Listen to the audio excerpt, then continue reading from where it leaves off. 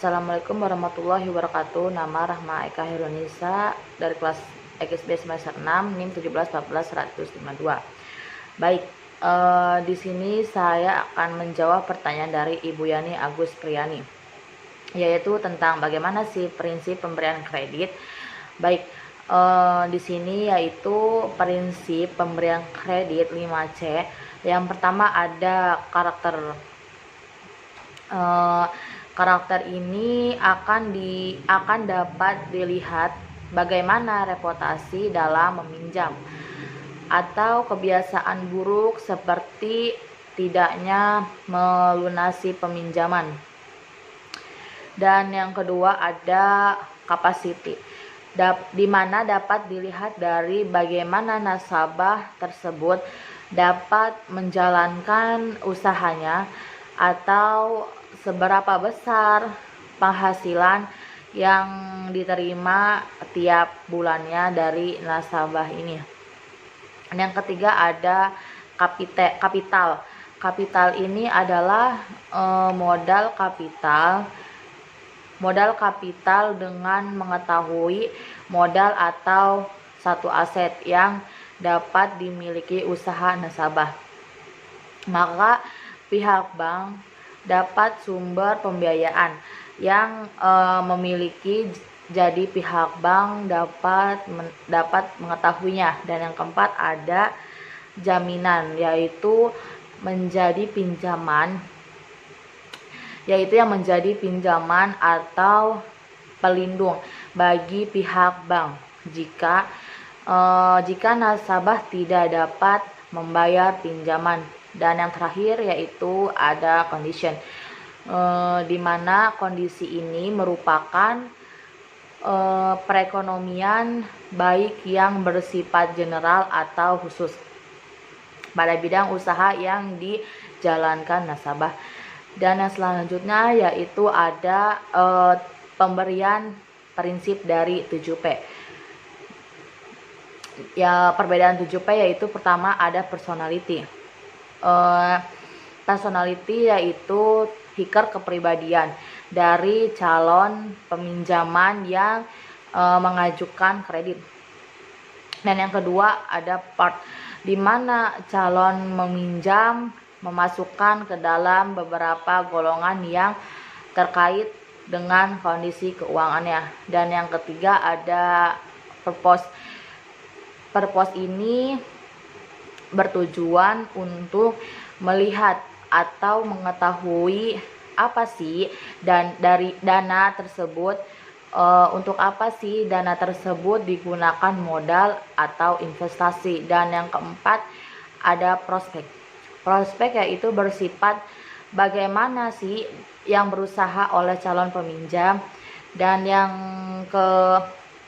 kelima ada commitment, berkaitan dengan sumber pendapatan nasabah.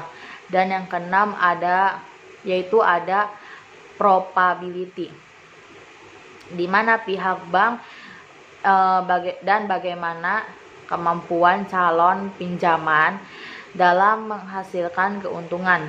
Dan yang terakhir yaitu ada protection. Protection ini mendapatkan jaminan oleh calon peminjam selain jaminan berupa barang seperti aset rumah atau perusahaan. Penilaian dari 5C dan 7P yaitu dilakukan lebih dari kelayakan. Selanjutnya di sini saya akan menjawab soal nomor 2. Nanti bisa kalian lihat sendiri jawaban dari saya. Soalnya yaitu ada di mana Halisah ingin menerbitkan deposito berjangka waktu 3 bulan kepada Bank YTZ dengan nominal 300 juta pembayaran. Bunga langsung masuk ke dalam rekeningnya dan berada di bank tersebut. Bunga yang digunakan pajak yaitu 15%. Berapakah jumlah bunga yang dibayar bank setiap bulannya? Dan di sini dihitung pula jangka waktu 3 bulannya. Baik, di sini saya akan melihatkan jawaban dari saya. Di sini jawabannya. Baik, selanjutnya saya akan menjawab soal nomor 3. Soal nomor 3 yaitu jelaskan tujuan umum dari manajemen pemasaran bank dan jelaskan mengenai konsep-konsep pemasarannya.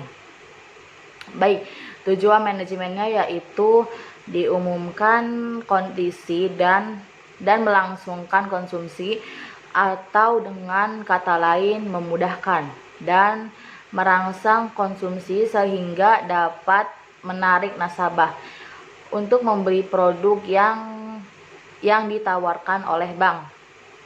Yang pertama yaitu ada konsep-konsep pemasaran. Konsep pemasaran ini yaitu menekankan pada volume produksi yang sebesar-besarnya dengan harga yang serendah-rendahnya. Dan yang kedua yaitu ada konsumsi. Produk ini di mana konsepnya menekankan pada kualitas dan penampilan.